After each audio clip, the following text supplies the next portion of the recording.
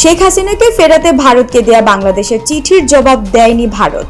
উল্টো শেখ হাসিনার ভিসার মেয়াদ শেষ হয়ে যাওয়ায় ভারতে থাকার মেয়াদ আরও বাড়িয়েছে দেশটি। পররাষ্ট্র উপদেষ্টা মোহাম্মদ তৌহিদ হোসেন বুধবার ৮ জানুয়ারি ঢাকায় নিজ মন্ত্রণালয়ে সাংবাদিকদের সাথে কথা বলেন।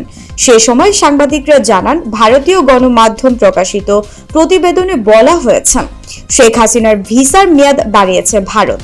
এ বিষয়ে জানতে চাইলে পররাষ্ট্র উপদেষ্টা মোহাম্মদ তৌহিদ হোসেন বলেন, তিনিও এটা পত্রিকার মাধ্যমে জেনেছেন। এখন বাংলাদেশ সরকারের কি করার আছে এমন প্রশ্ন রাখেন তিনি।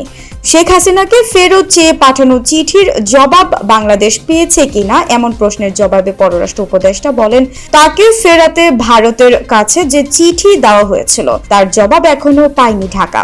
এর আগে ছাত্র জনতার আন্দোলনের মুখে ২০২৪ সালের ৫ আগস্ট আওয়ামী লীগ সরকার প্রধান ভারতে পালিয়ে যান। এদিকে শেখ হাসিনার বিরুদ্ধে হত্যা, গুমসহ বিভিন্ন অভিযোগে বেশ কয়েকটি মামলা হয়। এমনকি আন্তর্জাতিক অপরাধ ট্রাইব্যুনাল বাংলাদেশ শেখ হাসিনার বিরুদ্ধে গ্রেপ্তারের পরোয়ানা জারি করে।